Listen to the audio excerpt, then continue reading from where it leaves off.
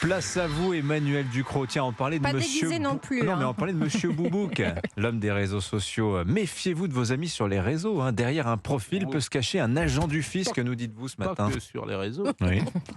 Et c'est une des surprises qui était contenue dans la loi de finances 2024, passée inaperçue, mais pas pour les journalistes du particulier qui lancent une alerte aux faux amis.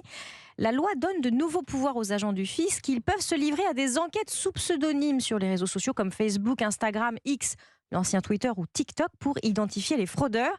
Il ne manque qu'un dernier décret pour que ce soit effectif. Ça veut dire que derrière une connexion, une demande amicale de quelqu'un que vous ne connaissez pas réellement, pourra bientôt se cacher un contrôleur des finances publiques qui cherche des preuves de fraude pour vous confondre. Ouais, ça fait quelques années que les agents de Bercy farfouillent sur les réseaux sociaux. Depuis 2 ans, le fisc teste un dispositif de recherche automatisé à partir des contenus librement accessibles sur les plateformes en ligne, les réseaux traditionnels, mais aussi Le Bon Coin, Vinted, Airbnb, qui sont des vecteurs de travail dissimulés. Ces réseaux peuvent, par exemple, servir à débusquer des revenus que vous n'avez pas déclarés. Alors là, ça va aller un cran plus loin finalement. Mais oui, parce que pour dénicher des informations utiles à leur dossier, les inspecteurs peuvent maintenant entrer dans votre sphère privée sous une identité fictive avec votre consentement, mais pas tout à fait éclairé quand même. Et en passant vos échanges amicaux à la moulinette, ils en sauront plus sur vous. Ils pourront même vous poser des questions innocentes.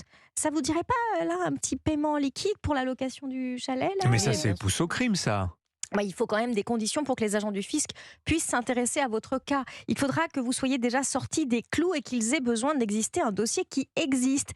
S'ils avaient découvert que vous ne déclarez pas vos revenus, par exemple, ils vont tenter de savoir si vous êtes ouvert à des transactions au black, si vous avez fait une construction sans autorisation. Cette fameuse piscine là dont vous inondez Instagram de photos, le fisc va tenter de savoir depuis quand elle existe. Et puis, si manifestement votre train de vie ne correspond pas à votre activité, ce qui laisse soupçonner des trafics, eh bien, les agents du fisc, déguisés en bons potes, pourront vous demander c'est à toi cette collection de Porsche là. Et paf, paf, piégés par votre ego, vous leur servirez la preuve sur un plateau. Votre pire ennemi dans cette histoire, c'est vous. Mais est-ce que c'est recevable en justice, ce genre de preuves-là? On n'a pas encore de recul. D'ailleurs, c'est un dispositif qui est expérimental. Il reste beaucoup de questions. Comment est-ce qu'on articule tout ça, par exemple, avec le règlement européen sur la protection des données, le RGPD?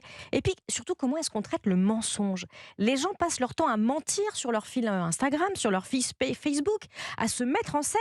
La tendance, c'est de minimiser auprès du fisc, mais d'en rajouter des tonnes sur les réseaux sociaux. Oui. Ce serait quand même un peu dommage de se faire pincer parce qu'on a fait le malin avec la bagnole d'un copain dans cette histoire. Je ne vous le fais pas dire. Merci Emmanuel Ducrot, signature Europe.